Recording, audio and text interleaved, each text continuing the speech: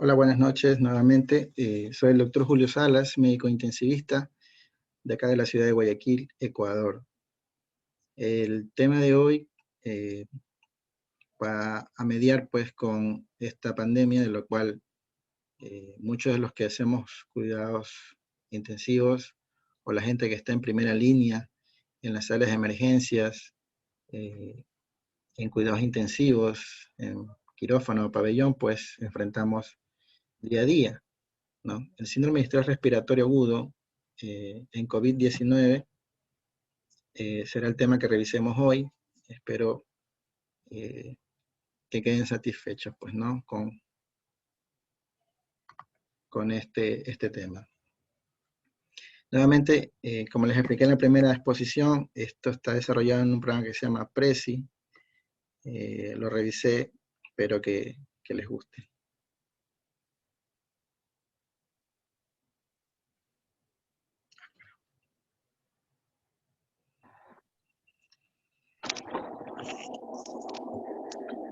Bueno, ¿alguien por ahí puede silenciar el micrófono?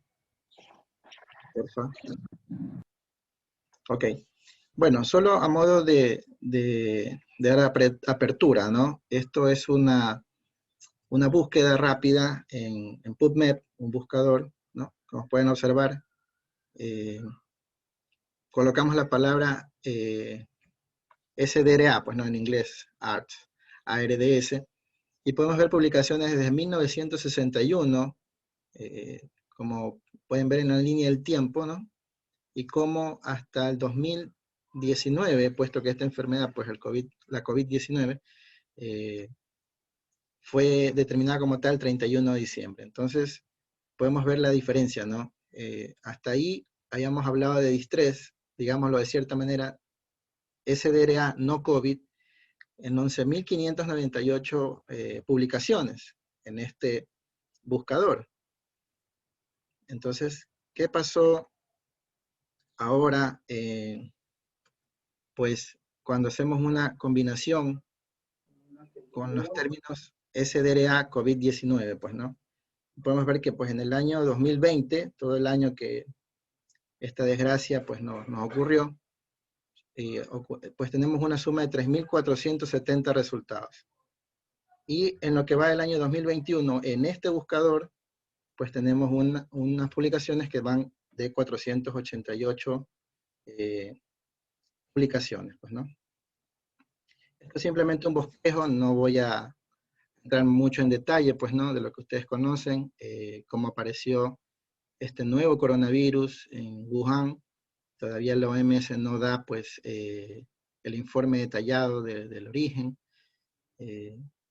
muy emparejado con el SARS-CoV y el MERS. Entonces, toda una figura pues que detalla un poco las particularidades de este nuevo brote. Es un mapa que lo podemos consultar pues online, es digamos lo que en tiempo real, pues, ¿no? De la Universidad de Johns Hopkins. Aquí podemos pues observar por los países a la izquierda los casos globales, esto ya ha ido aumentando obviamente, pues, ¿no? Y las muertes también. Esto lo pueden ir consultando en tiempo real. Y bueno, en Ecuador, pues hasta ese momento que hice la consulta, iban esos casos, obviamente ya ha ido aumentando. Entrando en definiciones, pues como conocemos, el síndrome de estrés respiratorio agudo, que de aquí en adelante mencionaré como SDRA, tiene definiciones desde 1994 como la euroamericana y una más madura, robusta, que es la definición de Berlín. En este artículo, pues, se menciona la definición de Berlín, que es la última a la que optamos y reconocemos muchos hoy en día, pues, ¿no? Estos son los criterios. Tenemos un criterio del tiempo, ¿sí? Cual se menciona que debe ser dentro de la primera semana de que se ha presentado el insulto clínico, ¿no? O un nuevo o unos síntomas respiratorios que han empeorado, que deben de ser dentro de la primera semana. Lo vamos a hablar una particular más adelante con lo que se refiere a COVID-19. Con respecto a las imágenes del tórax, debemos visualizar opacidades bilaterales, pues, ¿no? Esto no debe ser totalmente determinado por derrames pleurales o colapso pulmonar o lobar. Ciertamente en COVID encontrar derrames pleurales realmente es muy poca la casuística, ¿no? Con respecto al origen del edema, esto es lo que hace uno de los puntos diferentes, ¿no? La falla respiratoria no debe ser explicada totalmente por una falla cardíaca o una sobrecarga de líquidos. Ojo que dice no explicada totalmente. Quiere decir que un paciente con insuficiencia cardíaca puede coexistir con un SDRA. No quiere decir que sea simplemente también solo su falla cardíaca. No debíamos excluirlo por ello, pues, ¿no? Y se necesita una valoración objetiva, pues bueno, acá acabo de ver un par de amigos que hacen mucha ecografía en paciente crítico. Lo vi por ahí a Fausto y Aquiles. Y pues bueno, la valoración ecocardiográfica es capital, pues, ¿no? En cuidados intensivos es parte ya del examen físico de un paciente. Y el criterio de oxigenación, como lo ven a su izquierda, pues se determina en leve, moderado y severo, pues, ¿no? Siendo leve, con un índice de Kirby o una PAFI, una relación de la PO2, que es la que se hace en la gasometría, con la fracción inspirada de oxígeno de entre 300 a 200 milímetros de mercurio. Y en este momento ya se menciona una presión positiva o CPAP mayor o igual a 5. En el criterio de oxigenación, pues si el distrés es moderado, va a encontrarse entre 100 a 200 de este valor que es la PAFI, ¿no? O el índice de Kirby. Y si este es severo, ese valor va a ser por menor o igual a 100, con una presión mayor o igual, una PIP, una presión positiva al final de la expiración, mayor o igual a 5. De aquí para abajo, o sea, hablemos de severo, no es que existe más severo o re severo, pero hay un área que no se la ha definido totalmente bien, que se trata de encasillar como una hipoxemia refractaria, ¿no? Es aquel paciente que su PAFI es menor a 100, ¿sí? Y que tiene optimizada el tratamiento estándar, que es lo que trataré de hacer hincapié para llevar en mente de la manera de cómo debemos tratar nuestros pacientes, pues, con SDRA. Y que ese punto se le puede ofertar al paciente algunas terapias de rescate, ¿no? Que serán en algún momento tratadas más adelante de este simposio.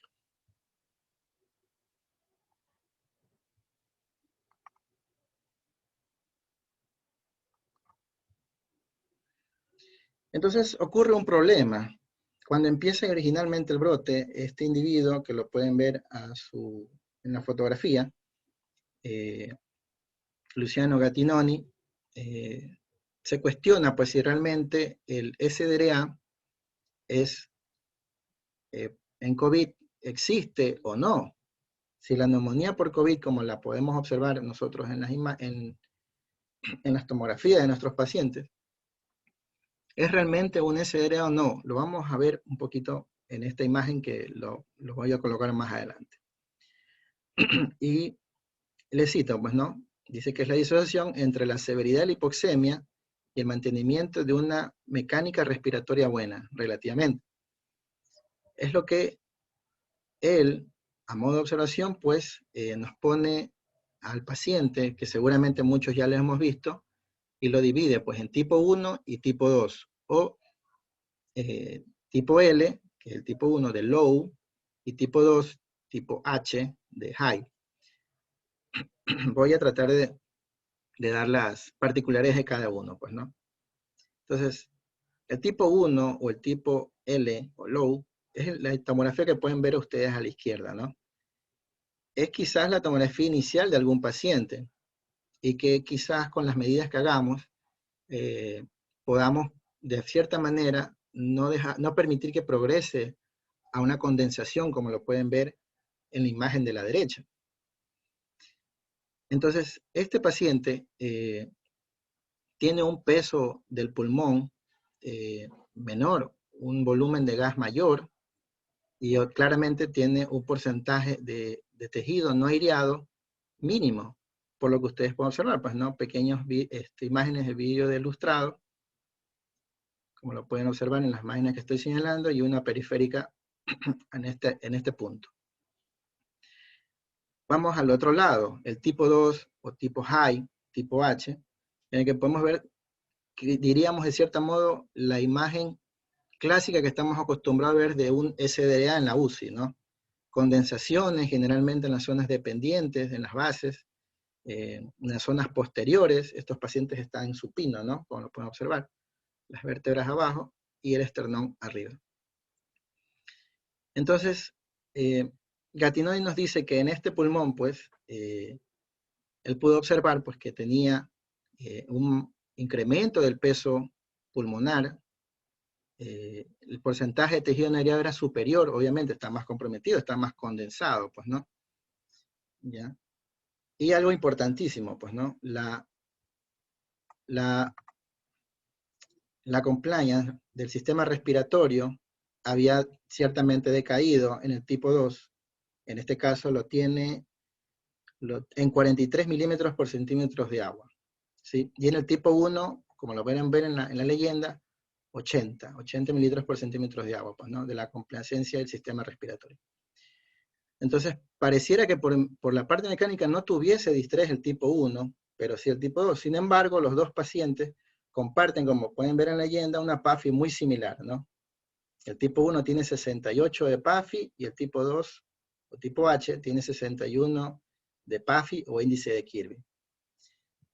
Él propone, pues, que este paciente tipo 1, los niveles de PIB deben mantenerse más bajos con los pacientes que tienen una alta distensibilidad pulmonar.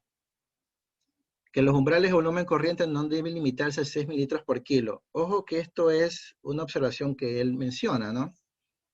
La frecuencia respiratoria no debe exceder las 20 respiraciones por minuto y los pacientes deben permanecer, lo menciona él, tranquilos, ¿no? Nos ha pasado a todos que en la terapia intensiva el paciente está con su cánula nasal de alto flujo y de pronto empieza a alimentarse o lo hace, o se asea al paciente, se lo asea, y eso aumenta el consumo de oxígeno, pues, y vemos que se descompensa, pues, ¿no?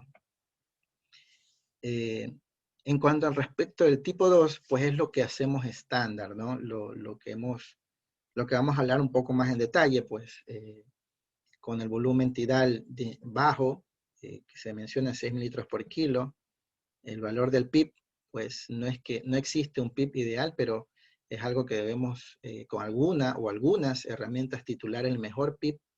Lo único que todo apunta es que pareciera que el paciente que tiene peor oxigenación se beneficiaría de un PIB más alto.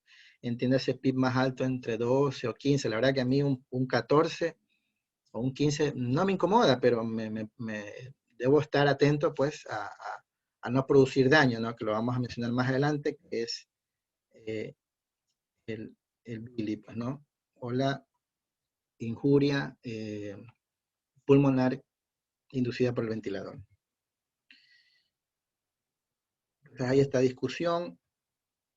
Bueno, una de nuestras pacientes, de hecho es colaboradora de una de las instituciones donde laboro, es enfermera, y bueno, con los factores de riesgo, ¿no? Gracias a Dios nos fue bien con la cánula nasal de alto flujo.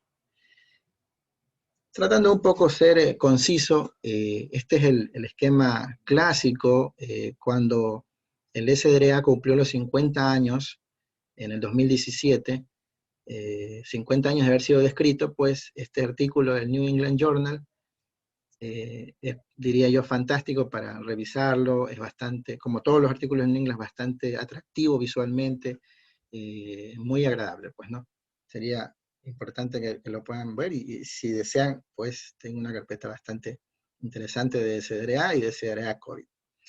Bueno, voy a tratar de explicarlo, ¿no? Entonces podemos ver aquí a modo de esquema un coronavirus, ¿no? Acá lo menciona, ¿no? Bacteria, virus, hongo, trauma,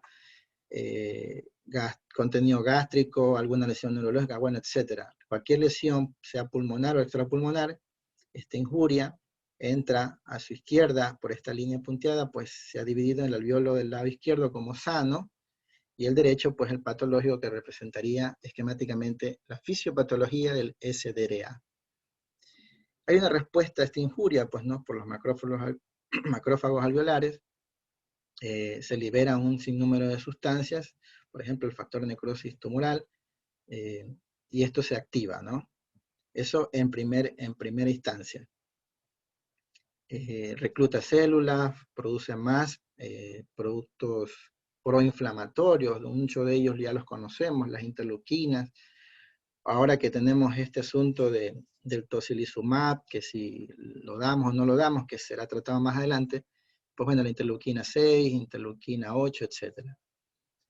Eso como una de las primeras respuestas, ¿no? Podemos observar cómo el epitelio bronquial está sano en esta parte izquierda, la membrana basal, pues, y el surfactante que recubre, ¿no?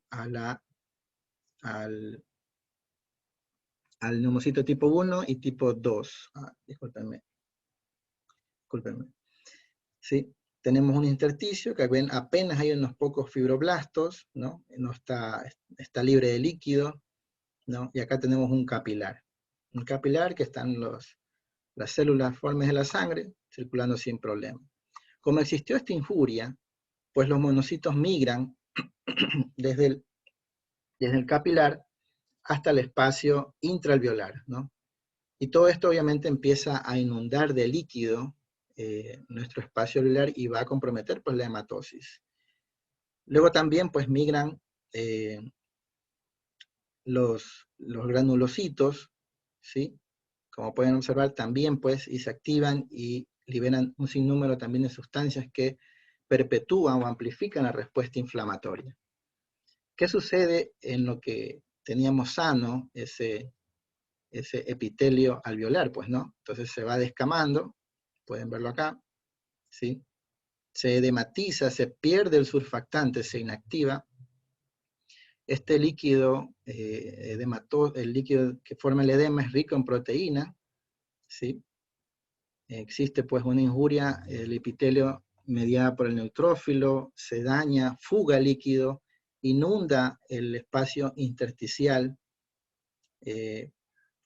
como una de las formas que fisiopatológicamente se han descrito en SDRA. Y una cosa importante que creo que le haré un enfoque más adelante, cuando hablemos de la parte de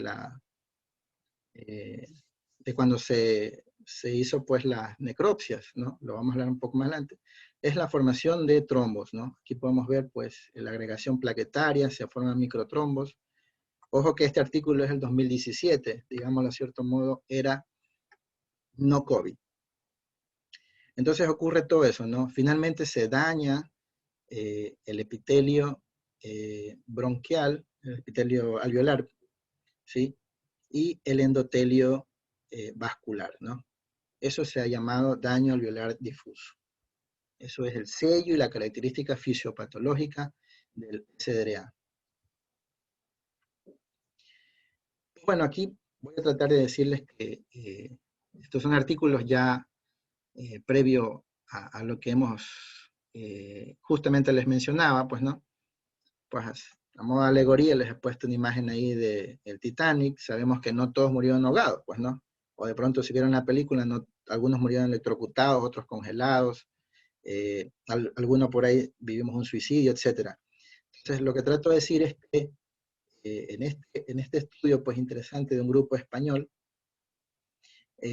realizaron 712 autopsias, ¿no? Por un periodo de 20 años. Este número de pacientes se excluyó por diversas causas. Pacientes con riesgo para factores de SDRA, más de 440, ¿sí? El 14% mostró distrés leve, moderado el 40% y severo el 46%.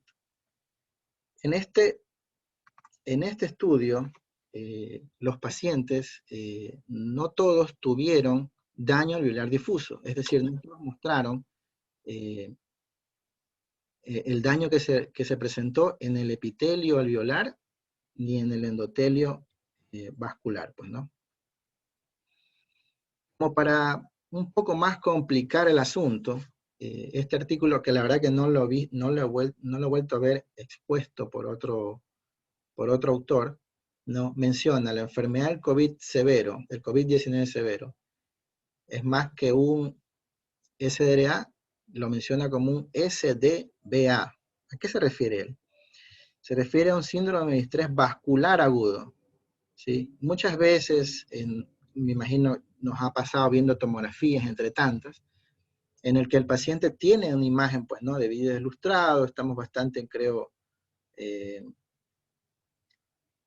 bastante entrenados, pues, reconociendo estas imágenes, ¿sí? Como por decirlo del SDRA clásico. Ya vemos pacientes, pues, que tienen lesiones muy escuetas, también de vídeo ilustrado, y sin embargo, lo podemos ver que el requerimiento de oxígeno es muy alto. Entonces, hay algo que no estamos viendo, y es lo que a veces con los residentes yo les mencionaba, cuando pedimos una tomografía simple de tórax, ¿qué no estamos observando? No estamos observando la vasculatura. Entonces, este paciente definitivamente, pues, dentro de la definición que se le ha dado, pues, al SDRA, se ha hablado de los microtrombos. Entonces, ese es un componente importante que no debemos dejar pasar de ser percibido, pues, ¿no? Yo no soy patólogo, pero les he tratado de poner esta imagen, de todas las que pueden ver aquí. La que más quiero que observen puntualmente, pues no, como pueden verla al centro, hay unas lesiones puntiformes, moradas, ¿no? En la cual habla del daño del endotelio. Esta enfermedad también se pues caracterizado por una endotelitis, que es lo que se ha mencionado, ¿no? Y claro, ¿dónde no tenemos endotelio? Pues no. Entonces también podemos ver otras manifestaciones respiratorias aparte de la neumonía por COVID. Tenemos pacientes que tienen problemas neurológicos, problemas renales, problemas cardíacos, ¿no? Trataremos de verlo más adelante. De la parte epidemiológica, pues bueno, muchos estudios son bastante de los chinos. Yo siempre digo que los chinos nos dieron mucha información y no les pusimos mucha atención. Estos son datos que ya los tenemos y los conocemos, pues, ¿no? Estos son cosas del día a día. Pues sabemos que la enfermedad coronaria cardíaca, ¿no? Es la normalidad que más se encuentra, pues, ¿no? Acá lo mencionan ellos, que su estudio mostró que lo típico era era ser varón, ser mayor, ser anciano, y tener comorbilidades, ¿no? Era una evidencia epidemiológica fuerte de asociaciones con la severidad y el pronóstico de COVID. Y eso es muy cierto, ¿no? En la unidad de cuidados intensivos en la que estaba, pues, laborando, teníamos alrededor de 19 camas y mujeres teníamos 4 de promedio, ¿no? Y al principio, como a muchos ya lo hemos visto, digamos que a cierto modo la primera tanda eran ancianos, ¿no? 70, 80, algún momento 90 años. Luego hubo un cambio, hemos ido bajando realmente de edad, entre 70, 60, luego 60 a 50. Creo que ahora estamos entre los 50 y 40, ¿no? Y casi todos, es como lo pongo en este pequeño cuadro, es malo ser varón, ser hipertenso, diabético y tener alguna enfermedad crónica, ¿no? Sea cardiovascular, cerebrovascular o del sistema respiratorio. Bueno, antes del COVID, el SDA representó del 10 al 15% de las admisiones a la unidad de cuidado intensivo y 5% de las hospitalizaciones. Acá tenemos pues dos estudios un poco grandes y conocidos de un grupo español, ¿no? Solo voy a tratar de dar el número para ir avanzando. Casos de SDRA en el grupo de Villar, que es un grupo español, como lo pueden ver acá, 255 casos, ¿no? Casos de SDRA por 100.000 de población, 7.2. Un grupo francés, Francia es un país que estudia bastante y fuertemente en las UCI este síndrome, 198 casos, pero casos de SDRA por 100.000 de población, 26.3. Mire, uno de los más altos, es el más alto de hecho. Y en Brasil, pues 81 casos, y casos de SDRA por 100.000 de población, 6.3, ¿no? Tenemos un artículo del New England Journal de la incidencia de los resultados de la injuria pulmonar aguda. Bueno, acá es un grupo que se armó dentro del Reino Unido. La incidencia de injuria pulmonar aguda, casos por 100.000 personas por año, 78.9. en Escandinavia 17, en Australia 34, ¿no? Hay un grupo en Australia, con Nueva Zelanda, si no me equivoco, que muestran bastante casuística de ello. No voy a detenerme en cada uno de estos gráficos, pero solo quiero mostrarles este de acá, ¿no? Estos son de la COVID-Net, del CDC de Estados Unidos, ¿no? Acá pueden ver, pues, que la hipertensión es la barra más alta, ¿no? Es una de las comorbilidades más frecuentes, la más frecuente, ¿no? 59.5%, le sigue ser obeso, le sigue tener una enfermedad metabólica, no tiene,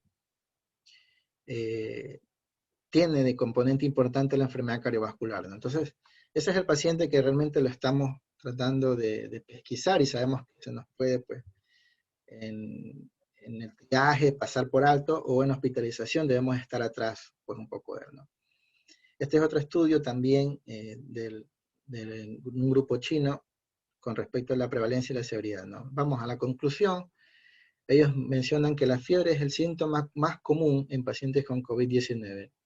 Las comorbilidades más prevalentes son la hipertensión y la diabetes, las cuales fueron asociadas con la severidad con respecto a COVID-19.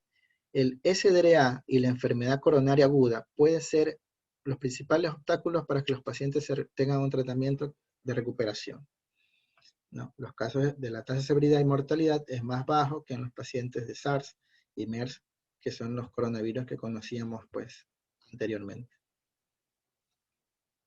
Vamos a hablar de la fisiopatología. Pues este es un artículo, la verdad, bastante agradable, muy bonito. Me parece que es de septiembre, mayo del 2020, ¿no? Y aquí tenemos a modo de esquema lo que sucede, pues, ¿no? Aquí tenemos al problema, el coronavirus, cómo se enlaza, pues, con el receptor de la AC, la enzima de la convertidora de la angiotensina, ingresa al citoplasma, ocurre la infección, se replica y luego se libera, pues, ¿no? Eso es a modo de esquema y rápido, ¿no? Cuando ingresa, pues, a nuestro árbol respiratorio, no olvidar que existe una trombosis in situ, ¿no? Que es lo que ya mencionamos anteriormente, que en las tomografías, cuando es simple, obviamente no vamos a ver, si no necesitaríamos contraste, ¿no? Existe, pues, la hipoxemia por una vasoconstricción hipóxica, que es algo que está un poco en estudio, que no sería como que la respuesta usual, ¿no?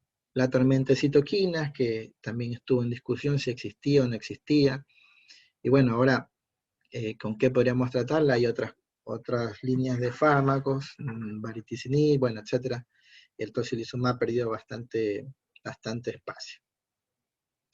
A nivel celular, en la disfunción mitocondrial y en estrés oxidativo y daño, pues, del ADN. No olvidar, pues, que uno de los órganos, aparte del pulmón, o que no toda hipoxemia o no toda repercusión en el aparato respiratorio es puramente respiratoria, sino también esto es, pues, una visión general e integral, pues, ¿no? Con el corazón. Tenemos una infección miocárdica dependiente del mismo receptor, una miocardiopatía por estrés, imagínense más la situación traumática quizás de tener un paciente en la misma situación, las familias ingresan conjuntamente, verse al lado del otro familiar o desgraciadamente verlo morir, etc. Pues peor si este paciente tiene una reserva miocárdica limitada, ¿no? Quizás una mala fracción de eyección, ya tenía un área isquémica, tiene algún antecedente de cirugía cardíaca, qué sé yo. Y obviamente la demanda está aumentada, pues no, el paciente está angustiado, está con fiebre y todo eso va, pues, sumando en contra de nuestro paciente, ¿no? Se describe una linfocistosis hemafagocítica, alteraciones microvasculares, ahí está el culpable.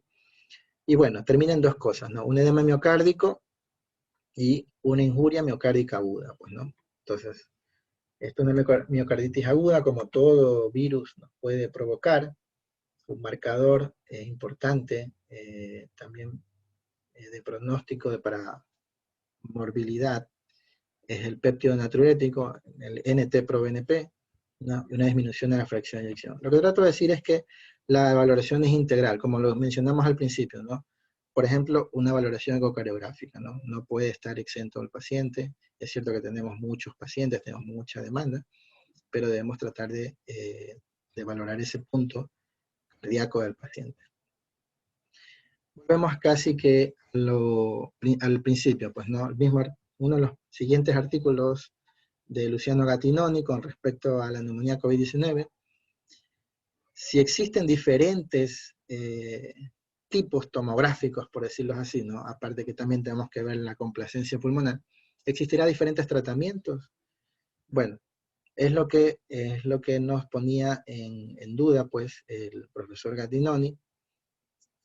Nuevamente tenemos el tipo 1 o tipo L, podemos ver pequeñas, bueno, no pequeñas lesiones, ¿no? A modo de, quizás vi ilustrado, quizás aquí una pequeña condensación, pareciera un broncograma aéreo, y este paciente pues muestra una PAFI o índice de Kirby de 95 milímetros de mercurio.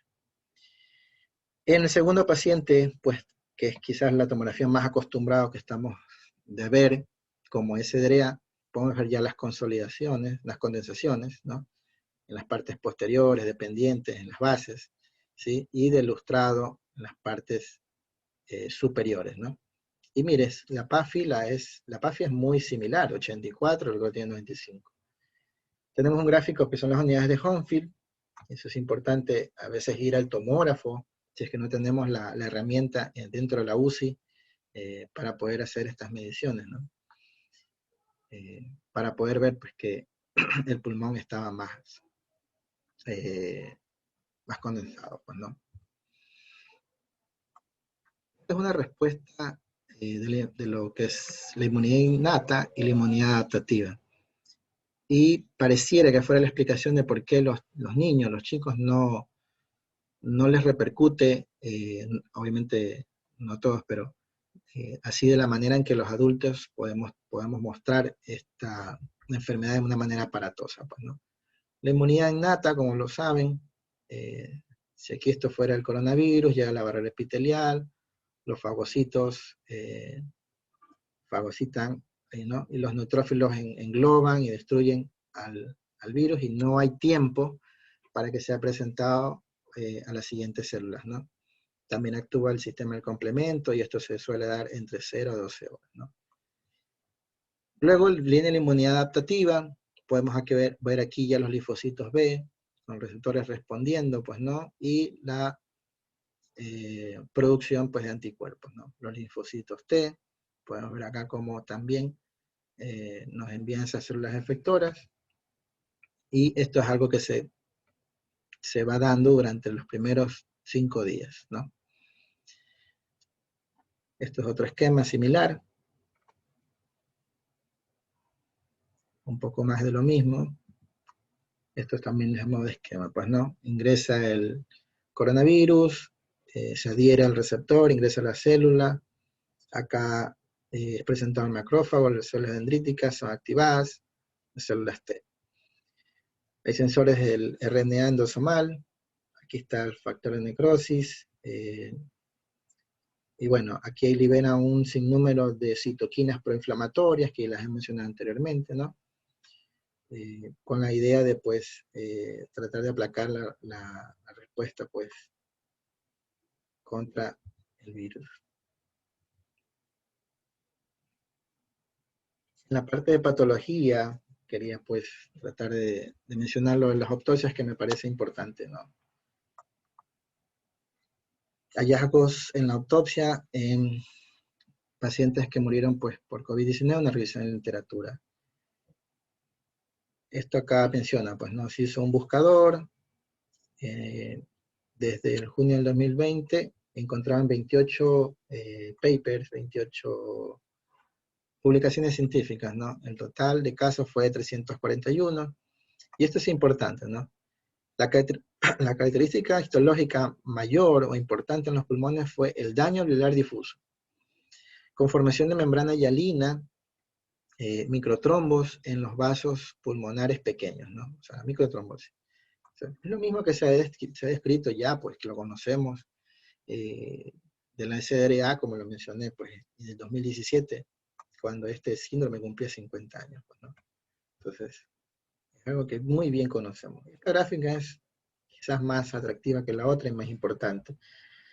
Ciertamente de todas las que pueden observar, me gustaría que se fijen en la del centro, y creo que no hay pierde con esta imagen, ¿no? Pueden ver dentro de un vaso sanguíneo existe el trombo, ¿no? Aquí hay uno, cada una de las flechas, como usted lo puede ver. Esto que sería algo bastante clásico, ¿no? Entonces, es algo que no debemos olvidar, y sabemos que parte del tratamiento estándar para la COVID-19 pues está la anticoagulación.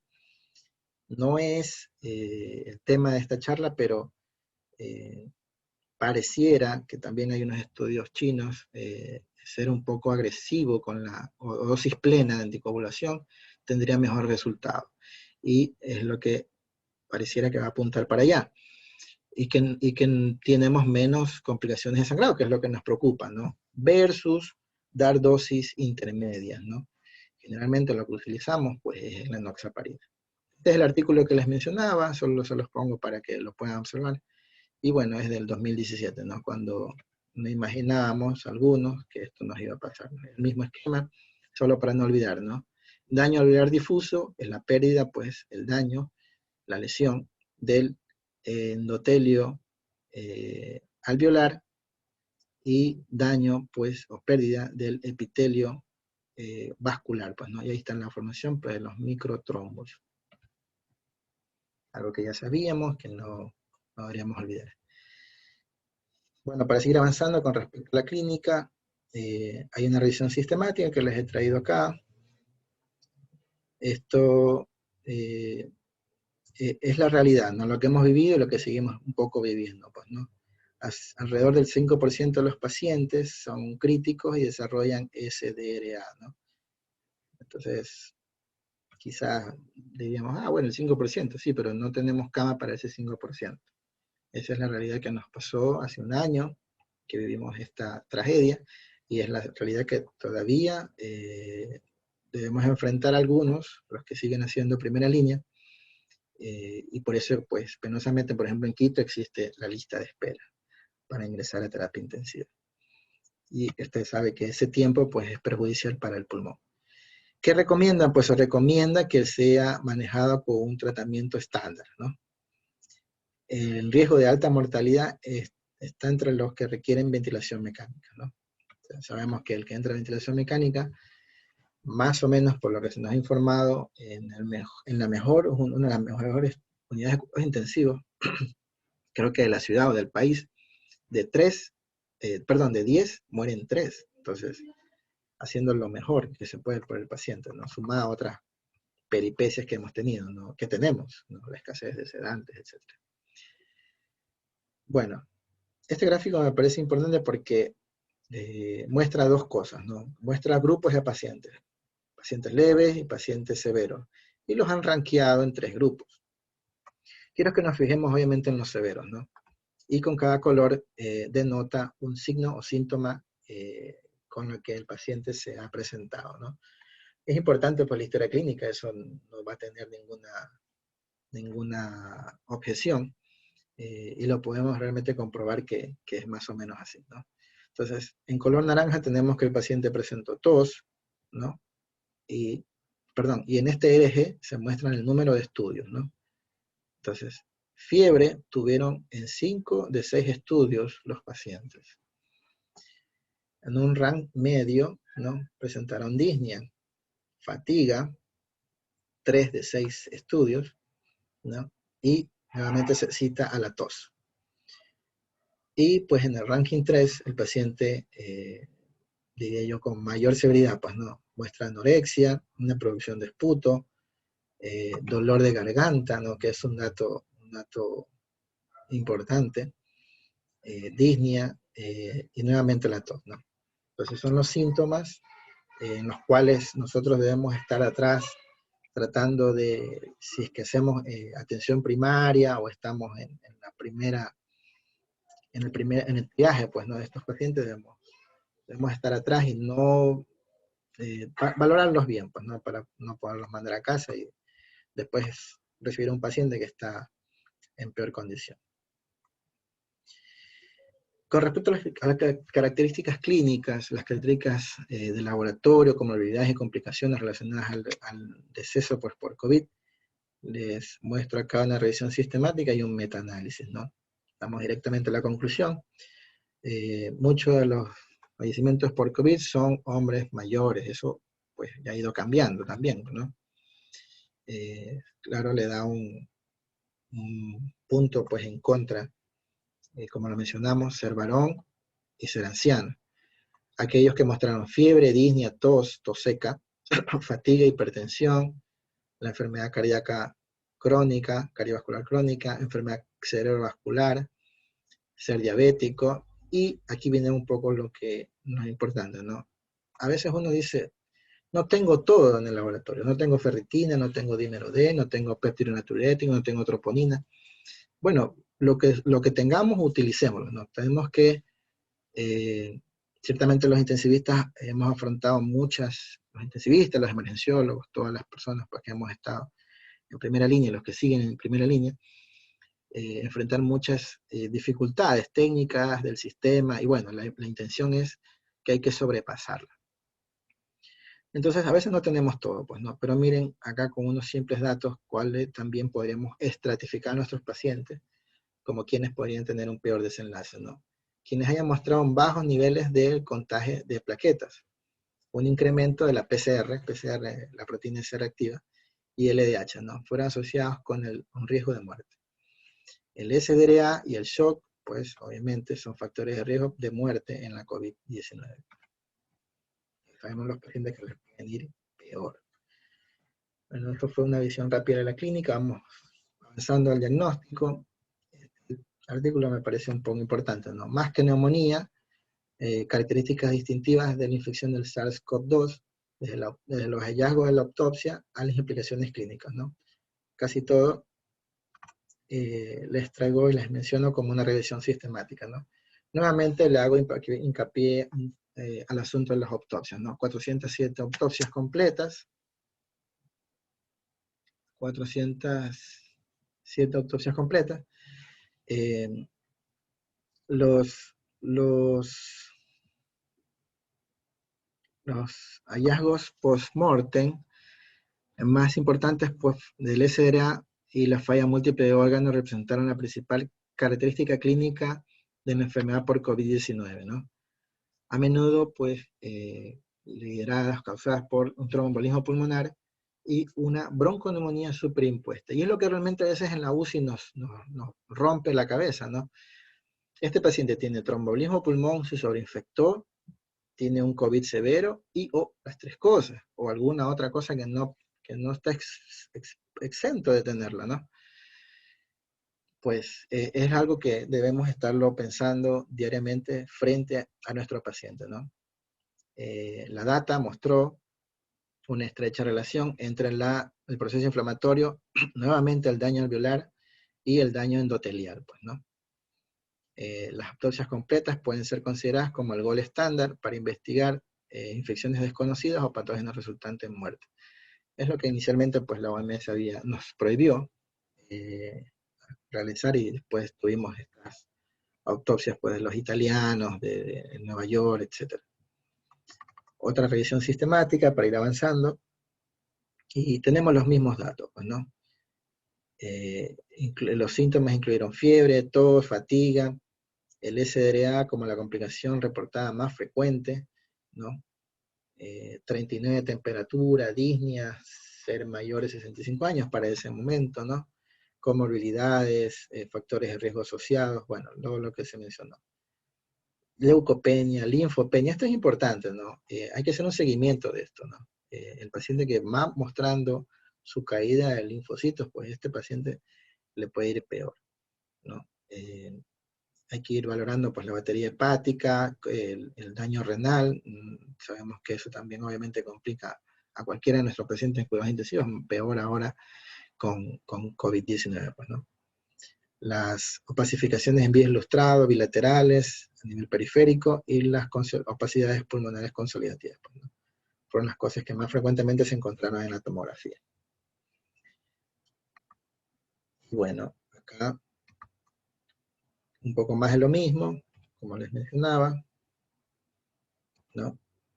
Y aquí tenemos pues, algo que a mí me parece importante, ¿no? Que a veces debemos hacer una pausa y con calma analizar detenidamente las imágenes, ¿no? Podemos ver aquí unas lesiones de aire donde no debería tener aire, ¿no? Ojo, el paciente no está intubado. Como pueden observar, en su tráquea no hay un tubo. Nuevamente aquí hay otras de estas imágenes, ¿no? Entonces, eso pues aquí es el caso, pues lo menciona, de una mujer infectada por SARS-CoV-2, sufriendo diabetes tipo 2 por 10 años, ¿no? El CAM se obtuvo en el día 16 de haber desarrollado síntomas, eh, síntomas que mostró síntomas bilaterales, consolidación difusa, predominantemente en los lóbulos inferiores, ¿no? Y neumomediastino, así es, neumomediastino, que son las flechas que ven en A y B, ¿no? El paciente murió 7 días después de este scan, eh, en, de ambas fallas respiratorias y circulatorias, ¿no? Entonces, eh, son cosas que debemos buscar, ¿no? Quizás eso es lo que se ha mencionado como PCILI, ¿no? La injuria pulmonar inducida por el propio paciente que quizás no tiene espacio en cuidados intensivos o no tiene acceso a un soporte ventilatorio, no está intubado y pues por su propio esfuerzo respiratorio se está injuriando su parénquima pulmonar. Esto pues es una máxima de alguien máximo, ¿no? Hipócrates. Es mucho más importante saber qué persona padece la enfermedad que qué enfermedad tiene la persona.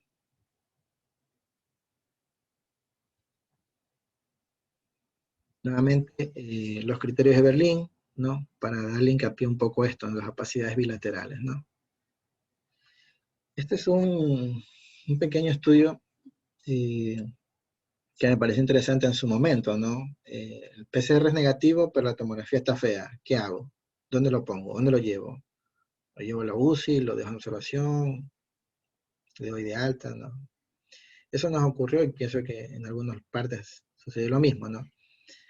Les leo acá, ¿no? 36 de 51 pacientes tuvieron un PCR real time inicial positivo para COVID-19. 36 de 51. 12 de 51 pacientes tuvieron COVID-19 confirmados por un segundo PCR, 1 a 2 días. 2 pacientes por 3 test de PCR, entre el segundo al quinto día. Y un paciente después de 4 test, 7 días después de iniciar los síntomas, ¿no? Aquí va la conclusión, 50 de 51, es decir, 98% de los pacientes tuvieron evidencia de una tomografía anormal, compatible con neumonía viral. Y estando en pandemia, pues, ¿qué más podía hacer, no? Acá quería acercar esto. Bueno, dentro de la discusión menciona, ¿no? En nuestra serie, la sensibilidad de la tomografía de tórax fue superior que el PCR, ¿no? Con un 98% versus 71% respectivamente, ¿no? Entonces la tomografía tiene una sensibilidad superior. Claro está que las dos cosas pues nos ayudarían más a, a pesquisar pues más pacientes, ¿no? Solo para mencionarlo, la ecografía pulmonar, que realmente no es algo tan complejo y es realmente una herramienta muy importante. Sé de algunos colegas en otras ciudades que también lo usan a modo de triaje, ¿no? Que es algo importante. También nos ayuda en la estratificación de nuestros pacientes, ¿no? Son hallazgos del ultrasonido pulmonar para este nuevo coronavirus, ¿no? Entonces, un poquito para que se entiendan, pues, ¿no? La línea pleural está distorsionada, tenemos líneas B que van aumentando y hay consolidaciones, ¿no? El pulmón se ve más blanco. No, acá tenemos más o menos lo que encontramos en la tomografía y lo que podemos ver en el ultrasonido, ¿no? Por dar un ejemplo, pues una consolidación translobar y consolidación translobar pues también en el ultrasonido. Lo que les mencioné hace un momento, el derrame pleural es raro, ¿no? En COVID-19.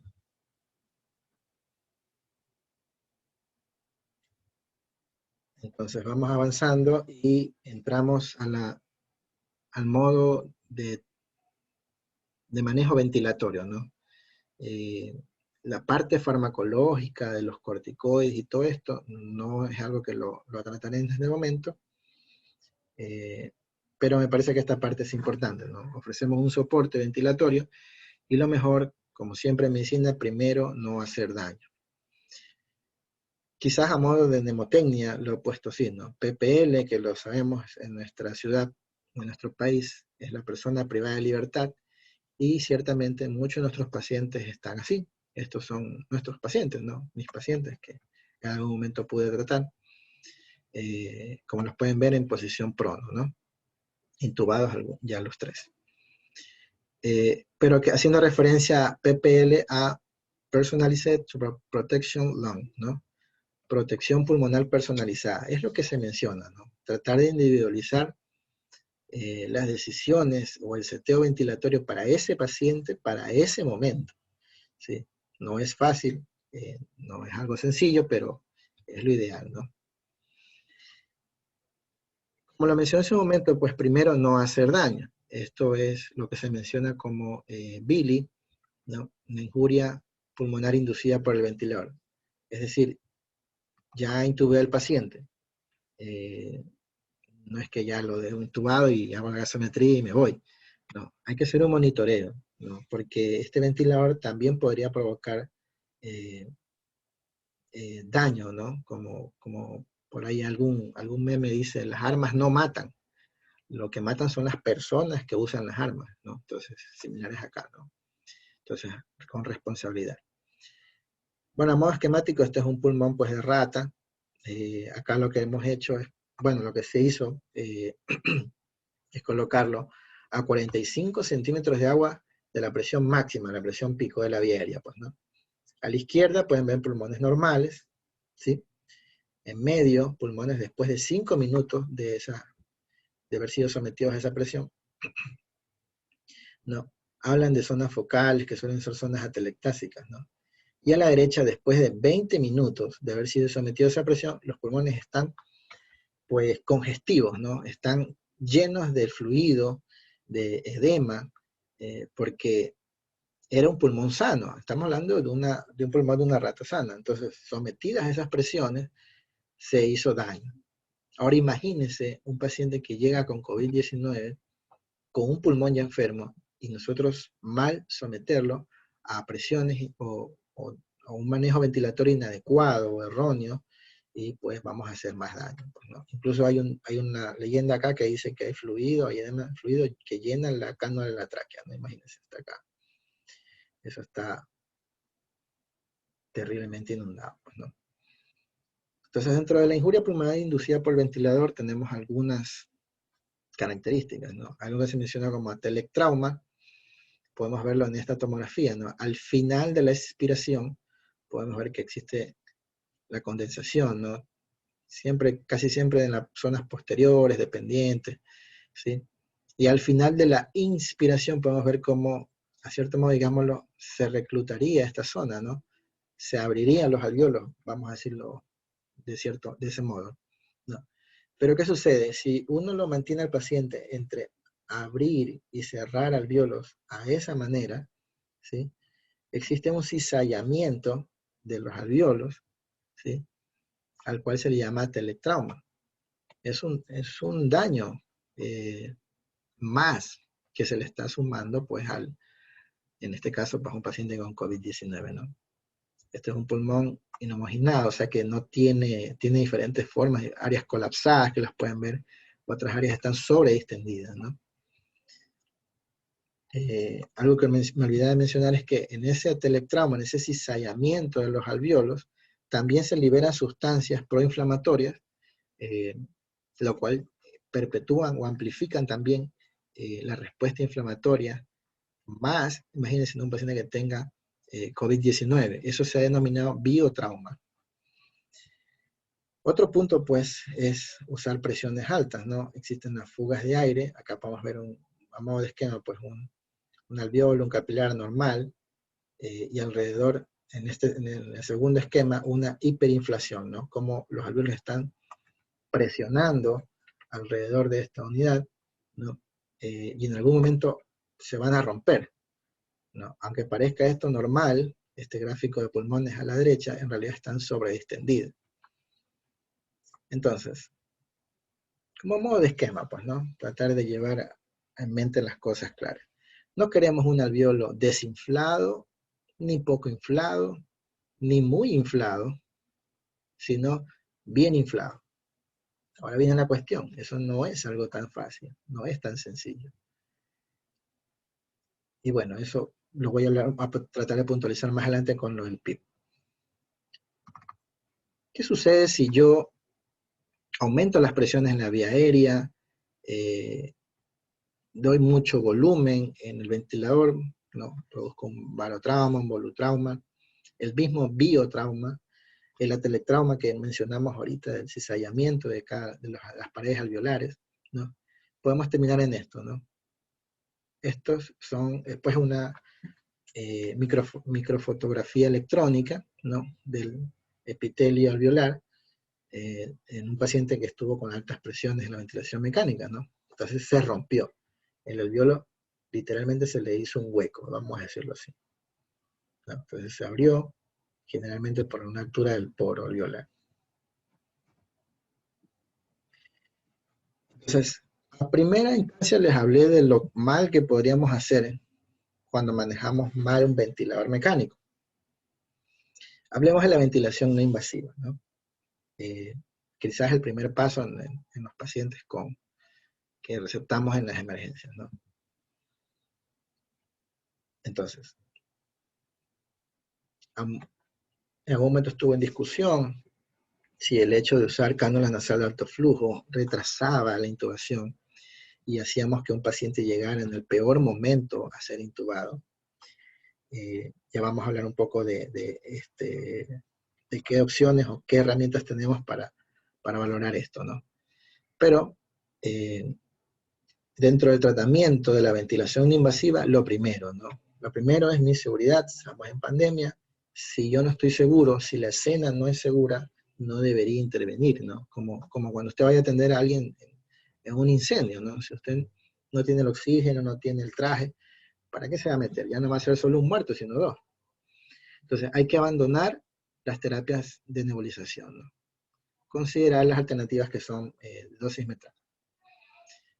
Proveer suplemento de oxígeno siguiendo el tratamiento usual de las principales fallas respiratorias hipóxicas. O sea, lo que conocemos ya muy bien, el manejo estándar, ¿no? De un SDRA. Acá lo menciona, el oxígeno nasal por alto flujo es preferido para pacientes con requerimientos de soporte de alto oxígeno. No. Bueno, la presión, la BNI como tal, la que conocemos por la máscara, puede asociar con alto riesgo de transmisión nosocomial. Ya lo vamos a ver, vamos a hablar de las distancias en que se propaga este aerosol, ¿no? Y este es un concepto importante, ¿no? La intubación temprana, la ventilación mecánica puede ser prudente para pacientes que progresen a ser críticos, ¿no? Que tengan una falla multiorgánica o estén en SDRA. No, o sea, no debemos retrasar. Recuerden que la intubación es una decisión clínica, ¿no? El gráfico que les mencionaba, porque bueno, está bien, ¿no? A veces uno se asusta y se preocupa, pero hay que ir a revisar, hay que ir a buscar la literatura, un poquito de información, ¿no? Entonces tenemos que la ventilación con presión positiva no invasiva, o sea, la PNI que conocemos, ¿no? Puede hasta 90 centímetros dispersar un aerosol, ¿no? Si nebulizamos al paciente, 80. Si está con una máscara simple, 40 centímetros, no.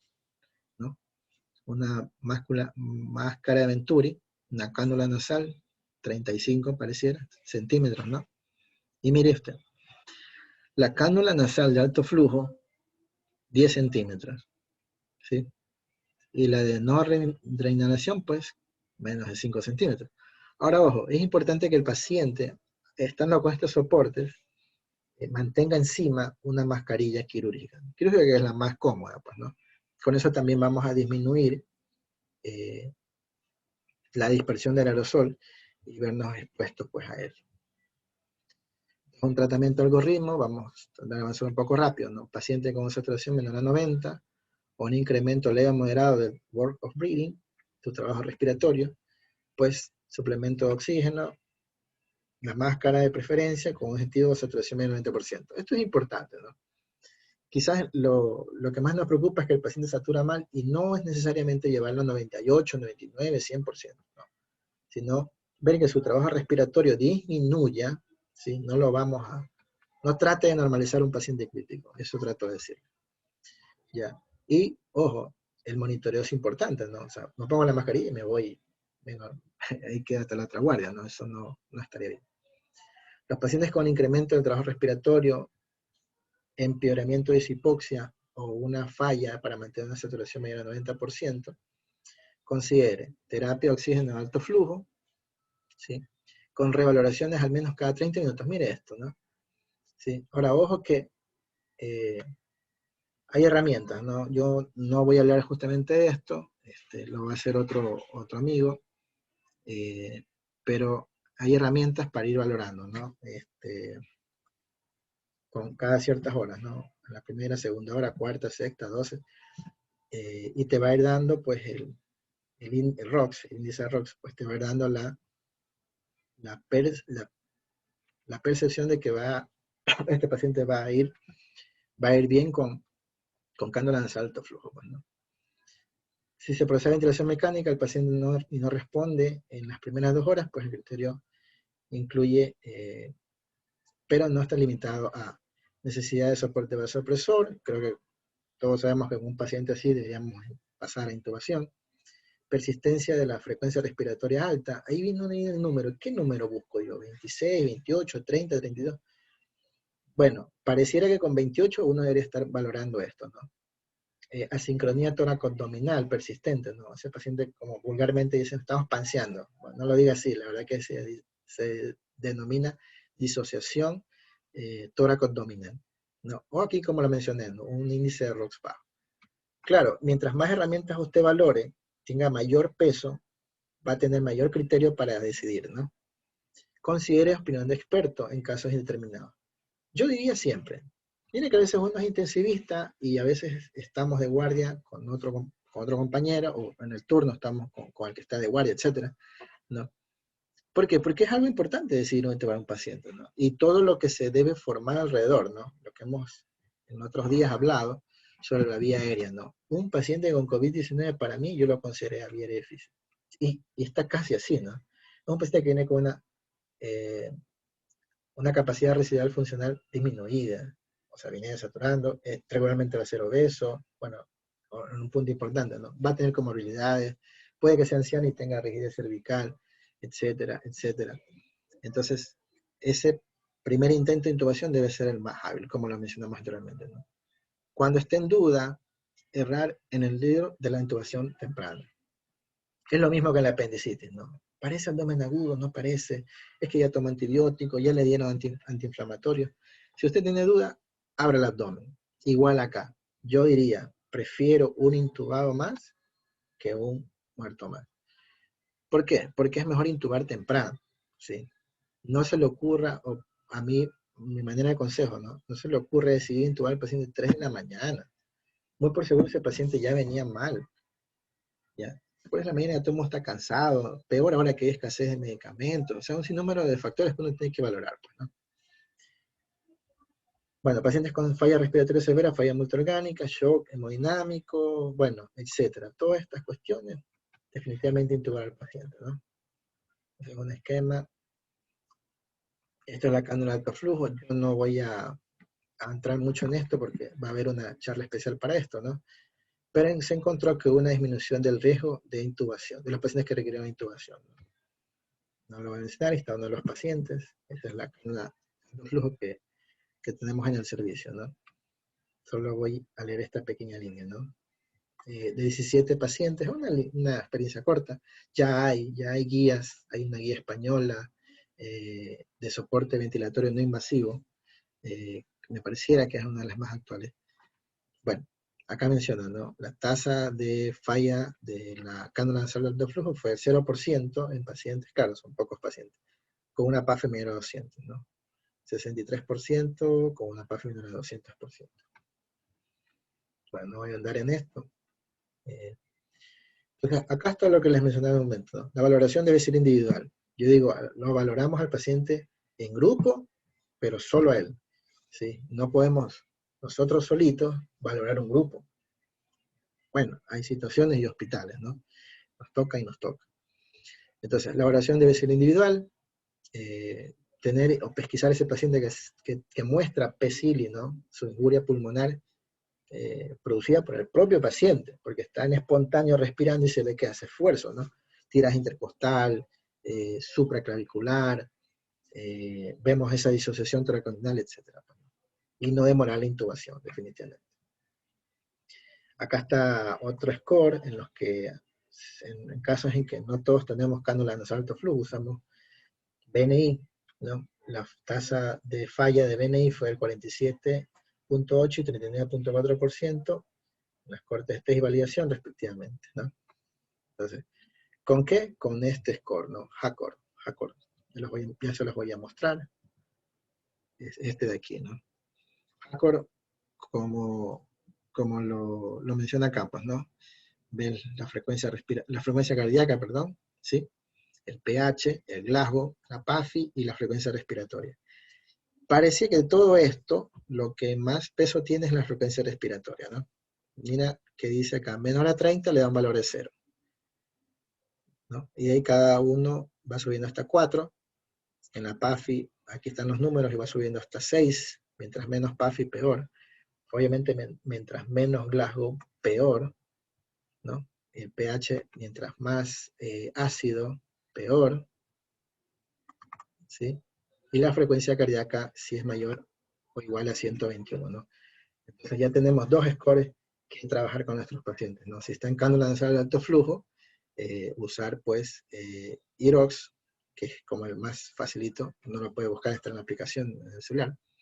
Y en este caso, para los que usamos BNI, el HACOR, ¿no? Es lo que les propongo. Entonces, ¿qué pasa con el pronovigil, ¿no? Está todavía un poco en estudio. La verdad que justamente esto, últimamente no he leído, últimamente no lo he leído, ¿no? Hasta donde me quedé, pues en que era una hipótesis fisiológica y tenía una pobre evidencia, ¿no? Pero como a veces yo de manera jocosa lo menciono con los colegas, es como la maniobra de Chris Teller, no sé si la recuerdan. La maniobra de Chris Teller es esa cuestión que hacen prensa los ginecólogos, ¿no? Para poder sacar al niño, ¿no? Y todos los estudios, todos los trabajos, todos los papers te dicen que ya está proscrita, que no debes hacerlo. Sin embargo, la seguimos haciendo. Entonces, el pronovigil, bueno, está todavía por definirse, pero todos lo intentamos, ¿no? Porque tratamos de valorar, porque es una cosa muy estrecha, muy fina, en no intubar al paciente, ¿no? Tratar de no intubarlo porque sabemos que le puede ir peor, ¿no? Y pensando en no retrasar la intubación. Entonces, miren lo que les digo, ¿no? Es una cosa, y esto pensarlo en cada turno, cada día, cada guardia, entonces nuestro paciente está al límite cada hora. Pero es una cosa que se puede intentar, ¿no? ¿Por qué? Porque pareciera que el paciente que está en pronovigil, en el momento que se descompensa, hace que esa intubación sea más complicada. Ahora yo digo algo, un paciente en pronovigil, nuevamente, no es que lo ponga en pronovigil y me voy. Es un paciente que yo debo tener en la estación de enfermería de frente, ¿no? Porque es el paciente que potencialmente va a terminar intubado. Bueno, solo espero que estén todavía conectados, un poco interesados. Esto es lo que les mencioné en algún momento, ¿no? Este simposio es de vía difícil y la última semana tenemos pues temas, me parecen, bellísimos, enriquecedores, con gente de altísimo nivel, que complementan pues el soporte ventilatorio, soporte extracorpóreo y otros temas, ¿no? Entonces, esto era una cuestión que yo les quería mencionar el otro día, ¿no? Esto es el concepto Vortex. No es nada nuevo, realmente tiene muchos años, esta publicación es de 2020, como la pueden ver, ¿no? Es lo que, como su nombre lo identifica, ¿no? Vortex, ¿no? Entonces, entramos a oxigenar a nuestro paciente con una mascarilla, ¿no? Puede ser la mascarilla válvula, bolsa, ¿no? Conocida como ambú. Ojo que dije válvula, ¿no? La válvula de PIP, que lo podemos ver en el video de cómo reclutaba el pulmón, ¿no? En ese que yo estoy oxigenando, y bueno, no es el punto, lo hablamos en otra charla, lo tengo óptimo en lo posible, trato de intubarlo. Si no puedo intubarlo, trato de colocarle un dispositivo supraglótico, generalmente la máscara laringe, la cual debo conocerla, la cual debo tenerla en mi carro de vía difícil, de mi unidad, de mi hospital, debo saber dónde está, debo saber cómo usarla. ¿Sí? Y bueno, y si no, paso nuevamente a la máscara, a la oxigenación, ¿no? Ojo que esta no es la tímida situación de no ventilar, porque eso sí es una cosa, como lo dijo Enrique el anterior día, espantosa, ¿no? Pero en medio, como ustedes pueden observar, a modo de esquema, esto sería una crico de urgencia, ¿no? ¿Sí ven? Es la manera de rescatar al paciente, ¿no? Una crico de urgencia, como por ahí lo mencionó Jaime cuando estuvo conectado, tú salvas definitivamente al paciente, ¿no? Entonces, este es el esquema Vortex, ¿no? Yo trato de oxigenarlo con mascarilla, intento intubarlo, no puedo, intento máscara laringia, no puedo, y crico de urgencia. Ya. Y sabemos pues que esto debe, cuando se decide intubar a un paciente, no es que yo voy solo, no es que mando al residente, no es que debo ir pues un grupo, bueno, debo exponerse menos, ¿no? Debe haber uno operando la vía aérea y el otro pues al lado, pues en el momento en que si el número 1 no puede, lo intente el número 2, ¿no? Bueno, se ha explicado en otro momento. El score Macocha, que lo mencionó el doctor Hidrobo la otra noche, ¿sí? Es una guía de consenso que, bueno, para pasar por alto. Entrando a la ventilación mecánica, definitivamente debemos, quien no conoce su historia está condenado a repetir sus errores, ¿no? Entonces, quien no conoce su historia está condenado a repetir sus errores. Este es un estudio del año 2000, realmente pienso yo que es el hombre que cambia los cuidados intensivos en el tópico de la ventilación mecánica, ¿no? En el año 2000 el profesor Amato, que es el apellido que se nombra cuando se es brasilero, ¿no? Que es el hombre que está acá, después vamos a verlo, pues cambia la cosa y dice, no vamos a ventilar más los pacientes con lo que hasta ese momento se conocía como ventilación convencional, ¿no? Que eran 12 mililitros por kilo. Imagínense, 12 mililitros por kilo. Cuando hoy estamos hablando de 6 mililitros por kilo. Pues él hizo el estudio, hizo la diferencia y encontró, ¿no? En comparación con la ventilación convencional, es decir, setear en el ventilador 12 mililitros por kilo, digamos que el hombre pesa 70, ¿no? Estamos hablando de más de 700 mililitros. En comparación con la ventilación convencional, 12 mililitros por kilo de peso ideal. La estrategia protectora, es decir, darle 6 mililitros por kilo, se asoció con una mejor supervivencia a los 28 días, una mayor tasa de abandono de la ventilación mecánica, menos días en ventilación mecánica, y una menor tasa de barotrauma. Es más, era tan conocido que el paciente de ventilación mecánica presentara neumotórax o cualquier otro tipo de barotrauma, ¿no? En pacientes con síndrome de dificultad respiratoria aguda. Es un concepto que no es el punto, pero el concepto de baby long quiere decir que de nuestro pulmón normal afectado por COVID quedan tan pocas áreas, y lo hemos visto, ¿no? Ese paciente que uno dice, oye, tiene afectado el 80-85% del parénquima. Entonces, ¿qué cambió? Cambió esto, ¿no? Entonces aquí tenemos una gráfica de uno de los ventiladores que hay inmunidad, y tenemos como un seteo inicial, ¿no? 100% de fracción inspirada de oxígeno, inicial. 16 frecuencias respiratorias por minuto, inicial, ¿no? Hasta ir viendo su gasometría. 300 mililitros de volumen tidal. Entonces estamos hablando de que el paciente está en volumen controlado, pues, ¿no? Mandatorio, ¿sí? En este momento decidimos darle 12 de PIB. No todos hacían mayor reclutamiento, ¿no? Bueno, acá está el flujo en 40 y el disparo en 2, ¿no? Esto es lo que seteábamos, ¿sí? Y aquí teníamos lo que monitorizamos, ¿no? Acá pueden ver ya otras cosas, ¿no? 38 de Pimax, algo alto, pues, ¿no? Preocupante, una plató de 27 y diferencial con una PIB de 12. Esa resta de la plató con la PIB, eso se denomina presión de distensión o driving pressure, que lo ideal es que esté en menos de 12, ¿no? Vamos a ver aquí la compliance estática de 20, ¿no? Como uno de los datos para aprovechar esta imagen.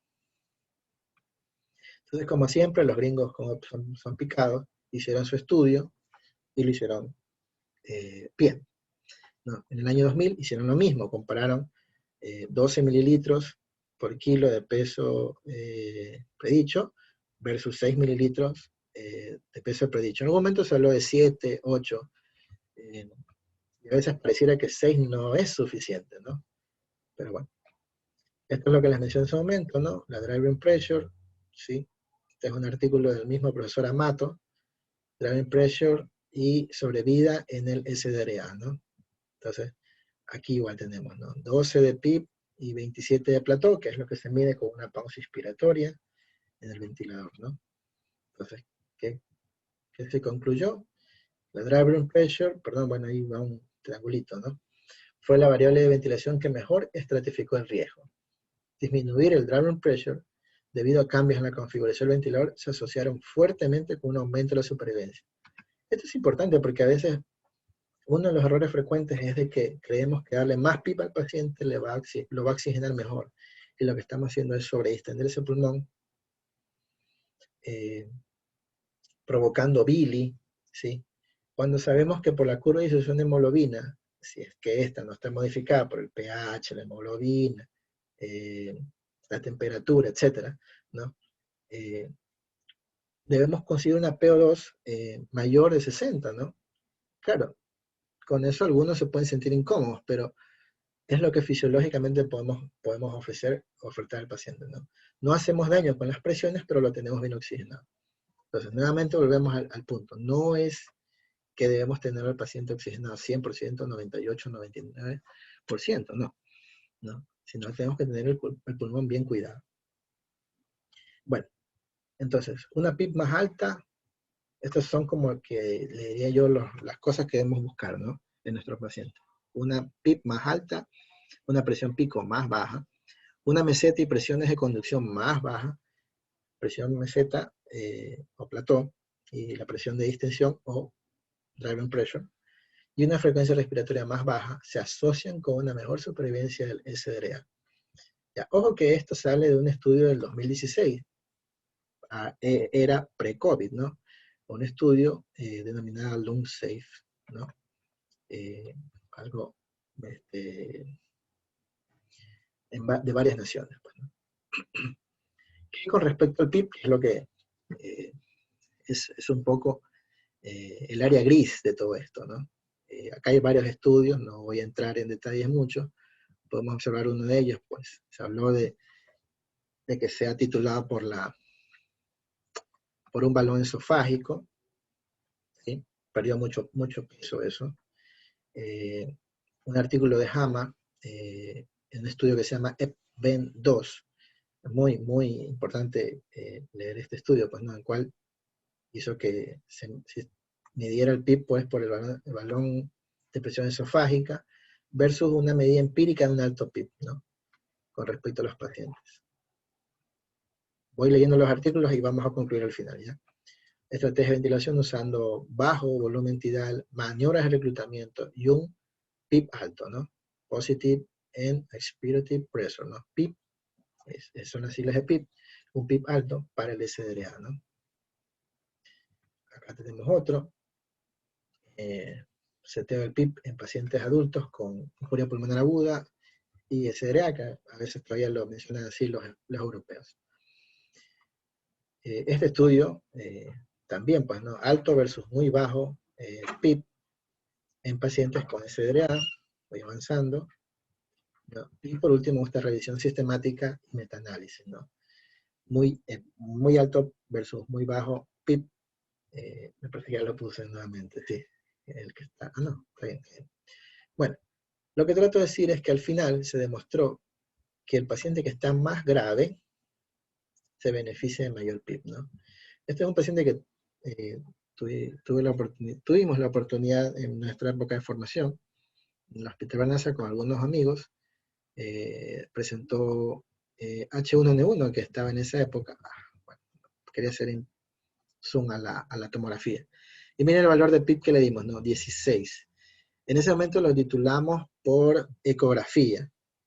Me ayudó un amigo, un colega, y bueno, íbamos haciendo maniobras hasta poder ver que no sé si recuerdan en la ecografía del pulmón, hasta que el pulmón, digámoslo, volviera a ser negro, es decir, volviera a airearse, y desde ese punto bajamos a un punto seguro, pues, ¿no? Para estimar que no estábamos sobredistendiendo el pulmón. Entonces, aquí volvemos a la misma, no sé si lo puedo decir, situación o cosa de Chris Teller, ¿no? No haga maniobras de reclutamiento, es lo que más se menciona, pero la hemos hecho, ¿no? A veces uno llega a la guardia y ve al paciente que está desaturando, descarta que no tenga neumotoras o que no tenga cualquier otra causa que lo tenga desaturando, anemia, no lo sé. Sin número de cosas, bueno, y se intenta un número de reclutamiento, ¿no? Entonces, ¿qué hay con esto? Bueno, hay dos cosas, ¿no? No busque hacer 100%, no es el objetivo, ¿no? Recuerde la curva de disociación del hemoglobina. ¿Por qué? Porque aumentar la presión alta puede llevarlo a esto, ¿no? Este es un paciente, un caso particular. Bueno, y como pueden ver, tiene aire alrededor del pericardio, el mediastino, tiene un enfisema terrible, ¿sí?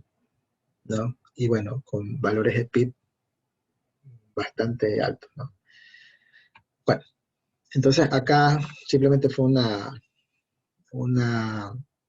charla que pude, pude ver hace unos años, y bueno, acá se mostró, ¿no? Bajo PIB y mayor reclutamiento y titular del PIB.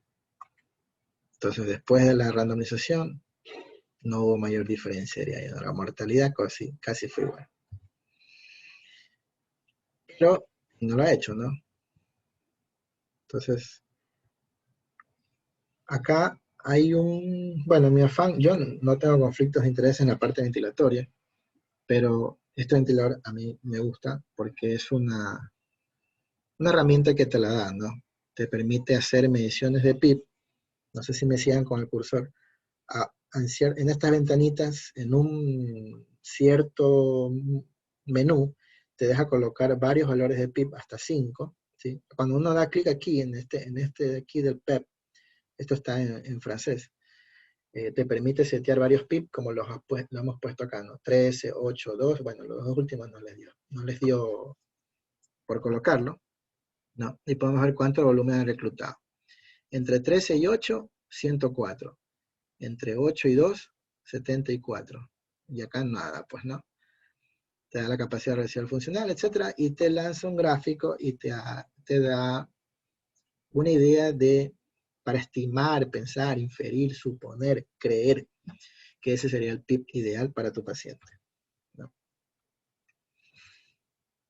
Vamos avanzando, vamos a la maniobra de decúbito prono. Acá, bueno, yo creo que tenemos, para quienes hacemos cuidados intensivos o estamos en esto de primera línea o en emergencia, hay estudios que deben ser leídos, ¿no? Y hay que leer los estudios y leerlos bien. Tener criterio, ¿no? No debemos amilanarnos porque lo escribió fulano o mengano, y claro, tener el respeto debido pues, a nuestros mentores. Bueno, este diría yo que es el estudio que cambia la situación de un punto importante en los cuidados intensivos, ¿no? Es el estudio PROSEBA, lo pueden ver aquí abajo, el nombre del estudio, el grupo de estudio, del año 2013, el profesor Claude Gehring, ¿no? Y otros más, pues que siempre están hablando de esto, en el cual sometió a pacientes con una PAFI menor a 150, ¿sí? A 16 horas de decúbito-prono. Más o menos ese es el diagrama del estudio, ¿no? Y de manera temprana. Todo es siempre de manera temprana, ¿no? Así como se ha mencionado en algún momento, el cerebro es tiempo, el corazón, los pulmones también, los riñones, etc. Entonces, ¿por qué? Porque antes el decúbito prono nos hacía pensar, en los años 70, cuando en algún momento también lo estudió el profesor Gattinoni, que era una maniobra que lo que hacía era complicar al personal y matar pacientes. Hasta que poco a poco Gehring lo fue puliendo y determinó que debía escoger pacientes para poder ser sometidos a, a esta posición o maniobra, ¿no? Siempre digo que no todo es para todos. No todos van a terminar en decúbito prono. Y bueno, se han hecho otros estudios, ¿no? Acá incluso, mire, lo que les mencionaba, ¿no? Luciano Gattinoni, este artículo no ha puesto el año, pero seguramente es de los que les decía que pues pensaban, nos hacía pensar que ponerlos en prono al paciente complicaba al personal de enfermería, los recargaba de horas. Al ponerlos en prono, los pacientes accidentalmente se extubaban, se les salía la arterial, la vía central, etc. Y al final morían.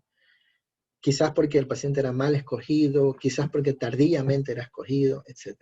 Entonces, Claude Gehring, en este estudio del PROSEBA del 2013, pule este grupo de pacientes, pule los criterios y los selecciona de mejor manera, ¿no? Y demuestra, pues, que el decúbito prono es parte del cuidado estándar de un paciente con SDRA, así como el volumen tidal de 6 mililitros por kilo. Acá hay simplemente, pues, para mostrarles un consenso de las sociedades más importantes, ¿no? La americana, Sociedad Torácica Americana, la europea y la de cuidados críticos de Estados Unidos. Aquí hay algo importante, ¿no? Soporte cardíaco y pulmonar avanzado en COVID-19, ¿no? Recomendaciones emergentes, este es de otra sociedad, ¿no? Un documento vivo, lo menciona así, de trabajo, ¿no? Este es uno de nuestros pacientes, como ya en área de emergencia prácticamente el paciente llega tan mal, no tenemos espacio en cuidados intensivos, ¿no? Es intubado, sedado, paralizado, ventilado y pronado, ¿sí? No esperan a que el paciente llegue a cuidados intensivos para pronarlo, ¿no? Y eso es algo que uno debe luchar contra el sistema. El sistema somos nosotros mismos, ¿no? Entonces, no, eso no se hace aquí, no tenemos personal, etc. Cuando en realidad es algo que uno lo puede ver en videos y lo puede hacer, ¿no? Y sabe que le va a mejorar el pronóstico del paciente. Este es otro estudio nada más, este de las enfermeras. Entonces, es una medida de tratamiento estándar, ¿no?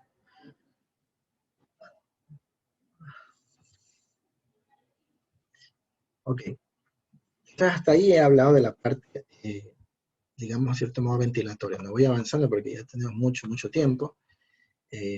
Esto simplemente para decirles que existen estudios en la cual la premisa, en honor al tiempo, para decirlo así, es mantener un pulmón seco, pero un riñón hidratado. Y esa balanza no es fácil a veces obtenerla, ¿no?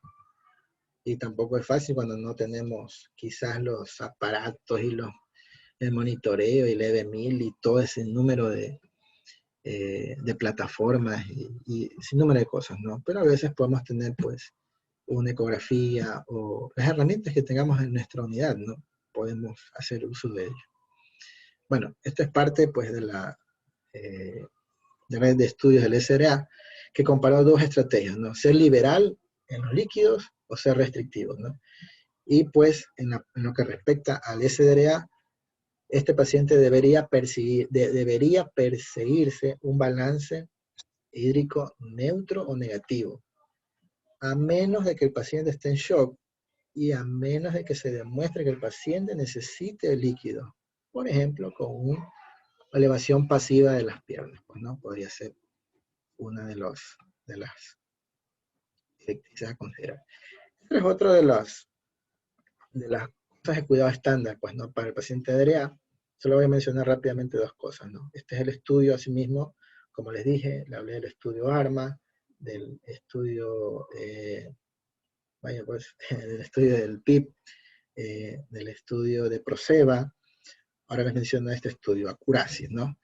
Esto es del 2010, el profesor Lauren Papazian, ¿no? Demostró que usar bloqueantes neuromusculares de manera temprana del SDRA aseguraba o disminuía pues la mortalidad, los días de ventilación mecánica, etcétera, ¿no? Entonces, bueno, como uno debe ser crítico, ¿no? Está bien, hay cosas estándar que fehacientemente se han probado, pero siempre esto es lo bonito pues de la ciencia, ¿no? Poder ver que hay cosas que van saliendo con el tiempo y nunca está de más pues la crítica. La crítica siempre será buena, sea de quien sea. Aquí encontré este artículo, ¿no?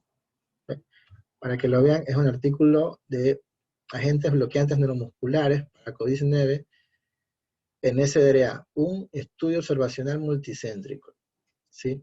Este estudio es en pacientes COVID, ¿no? Antes de que sufriéramos el desabastecimiento que hasta ahora lo tenemos, ¿no? Entonces, miren, se encontraron 206 pacientes y la tasa y el tiempo de respiración sin asistencia el día 28 no mostró significancia entre los grupos. Es decir, el paciente que estuvo con bloqueantes neuromusculares y el paciente que no los utilizó fueron iguales a los 28 días, ¿no? Claro que en prono implica que tener una sedación profunda y seguramente no presentarán asincronías o no fueron, habría que ver un poco más detallado, ¿no? No hubo quizás pacientes tan complejos, ¿no? De pronto algunos pacientes obesos, bueno, son cosas para tener en cuenta, ¿no? Definitivamente en prono la recomendación sería usar bloqueantes neuromusculares en lo posible, ¿no? Para concluir tenemos el ECMO, ¿no? Que también va a ser una de las futuras charlas, que en Guayaquil ya en el Hospital Barnaza ha cogido fuerza, está haciendo su experiencia, ¿sí? Entonces tenemos pues la oxigenación por membrana extracorpórea, ¿no? Y pues se ha demostrado que llevar un paciente a tiempo, paciente con COVID-19 a tiempo, ¿qué es a tiempo? Parece que menos del sexto día de ventilación mecánica. Ojo, miren lo que se está diciendo, ¿no? Que te ha dado problemas con las presiones, que te ha dado problemas con la PCO2, que no logras oxigenar bien. Entonces, ese paciente uno debe considerarlo, discutirlo, ¿no? Yo no soy el dueño de la verdad, discutirlo con tu equipo, tu grupo de médicos intensivistas, ¿no? Porque definitivamente un paciente que estamos así seguramente está en los médicos intensivos, ¿no? Para poder ser derivado al centro que tenga mayor experiencia, ¿no? En Guayaquil, pareciera que el que más experiencia tiene son pues los amigos del Hospital Barnaza. Y parece que tenemos buenos números de sobrevivencia con estos pacientes, ¿no? O más bien, sería similar al paciente que no tiene COVID-19. Esta es una máxima que se me ocurrió un poco de todo lo que hemos vivido, ¿no? Desde que empezó la pandemia y empezamos, y quién no utilizó hidroxicloroquina, citromicina, luego alguien utilizó tocilizumab, y ahora estamos enloquecidos con la ivermectina y un sinnúmero de cosas, ¿no? Entonces voy a leerles esta máxima como para que un poquito nos pongamos, nos sacudamos, ¿no? Con pocos estudios solemos adoptar prácticas poco probadas, que para descontinuarlas solemos pedir más estudios que para iniciarlas. No sé si se entendió la idea. A veces a veces yo jocosamente digo, nos agringamos. Ya salió un artículo en el New England, ya, yo también quiero hacer. Yo también quiero poner enoxaparina en infusión, cuando realmente en tu UCI ni te preocupas por las escaras, no te preocupas por la gastroprotección, no te preocupas por el desescalamiento de los antibióticos, o sea, por lo estándar, ¿sí? Lo primero, lo que está más probado, eso debemos preocuparnos por hacer. Está bien, es bonito que nos estemos al día, pues, y podamos innovar, y por qué no, de pronto en una UCI de nuestra ciudad, de nuestro país, pues tener, sacar papers, tener protocolos, tener cosas de impacto, ¿no? Pero preocupémonos de lo estándar, ¿no? A veces somos noveleros y no nos preocupamos, pues, de lo estándar. Finalmente, este diría yo que es el gráfico que trata de resumir todo, ¿no? Lo voy a mencionar rápidamente, ¿no? Revalorar el seteo del ventilador y el manejo de la estrategia al menos cada 24 horas, ¿no? Inicia la ventilación mecánica invasiva con sedación en la UCI, volumen tidal alrededor de 6 mililitros por kilo, el peso en ausencia de acidosis metabólica, pues, ¿no?